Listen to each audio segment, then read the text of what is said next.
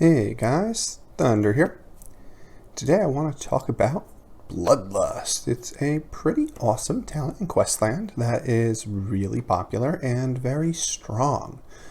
Definitely a really good talent to know a bit about and know how to use in your build so you can take the most advantage of it. But before we get into that, if you wouldn't mind taking a moment to like and subscribe, as it helps others find this channel so we can all learn about Questland and improve together. And if you haven't already, please take a look at my Patreon for some cool Questland perks. Alright, hopping over into the video, let's go take a look at Bloodlust. This is one of the more popular talents in Questland that is used in a lot of very strong builds. So let's break it down and talk about each of these abilities. The first ability is Wild Bite, and it's going to do a little bit of attack damage based on your attack stat to the boss. It's going to build your blue intensity, and if you reach 3 intensity, it can trigger a 1 white skill, which is pretty interesting. This skill is actually super versatile and can be used in many ways. Taking kind of a look at this, you can think of this from a few angles. The first angle is if you're using a melee build, right? And you're building up blue intensity. Well, this gives you the option to then go ahead and say, okay, let's see if I can trigger a 1 white. And if you trigger a 1 white from a melee build, one of the ones that's pretty good looking here is that you can go ahead and use elevation for its 1 white for a shield fix, red spirits to the board, and, right, this can work in reverse. So if you build red intensity instead of blue, you could actually trigger over and use a 1 red, which would cancel when it generates blue intensity, but it's worth noting. But this, if you're using 1 red every turn, from a link or something like that, right, you could add shield regeneration and more red spirits, which is pretty good. But if you think about this from a different direction, right, let's say you're running a magic build.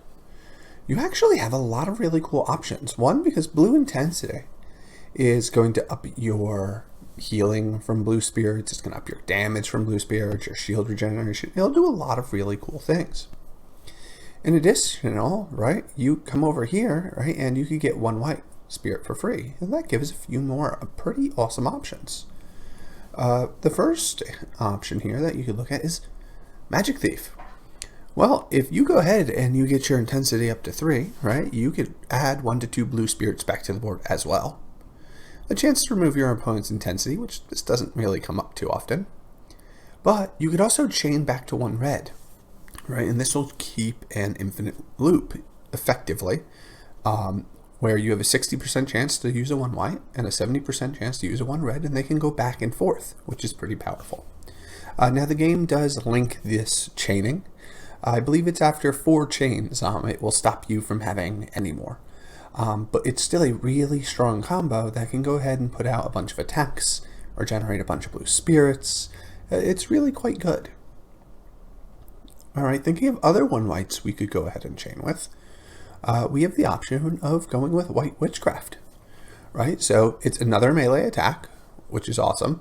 You get blue intensity, which is great, and you get a chance to chain back to 1 red, so you can get that same back and forth chaining effect, which is really nice. You also have this coming off of the Sacred Rage talent, right, where you could do a magic or melee attack, intensity again to keep it up, and you could chain back to 1 red again, which could create that nice looping effect. So those are some really powerful kind of chaining options that are built right into just the first skill of Bloodlust, which is really quite good. Alright, moving up to the 2 red on Bloodlust, we have Primal Fury. Right, it's a melee attack that's fairly strong, and it's coupled with scaling from your defense. So the more defense and attack you have, the more damage this does. Additionally, it skyrockets your melee crit chance for next round, right? You're going to potentially have a 15% bonus crit chance. Only a fifth of the time, but that's a pretty big crit chance increase for a round. Additionally, you're going to get a blue spirit, which is great. And if your shield breaks, you could chain 1 red, which can come up here. So this is pretty interesting. Unfortunately, there's not a ton of ways of triggering this 2 red. There really aren't a bunch of great kind of options around that, if you really take a look at it. But there are a few different ways of using it. This combination doesn't come in too often.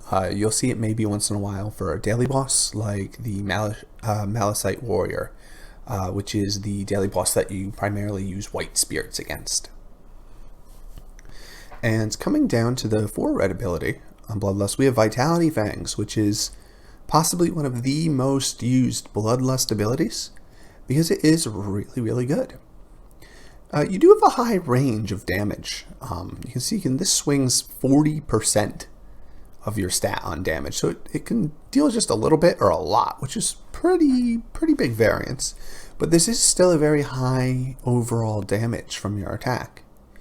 On top of that, you have a heal based on your magic, so you're going to deal a really high damage, and you're going to heal. In addition to that, you gain the cannot be stunned for 2 rounds. So when you're using this talent, right, you're going to do a bunch of damage, you're going to be healing, right, and you can't be stunned, which makes it much more difficult for enemies with stuns to actually kill you, because you're healing, you can't be stunned, and you do a bunch of damage.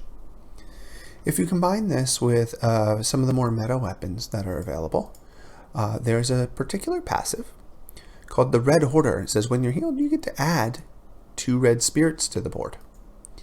So when you combine that with something like Bloodlust, you can use 4 red, do a big attack, heal a bunch, you can't be stunned, and you're going to gain 2 red spirits, which are going to help you keep using those 4 red attacks.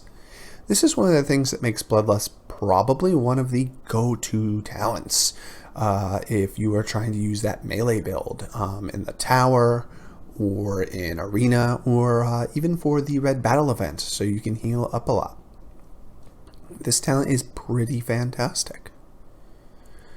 Alright, that's all I'm going to cover on the Bloodlust talent today.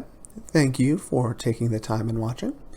If you made it this far, please check out my Patreon for some cool perks and other features. Going on the screen right now is an awesome list of some of my existing Patreons who help support me and keep making it possible for me to produce this content for you. So thank you very much to all of them, and I hope you have a wonderful day. Happy questing. Thunder out.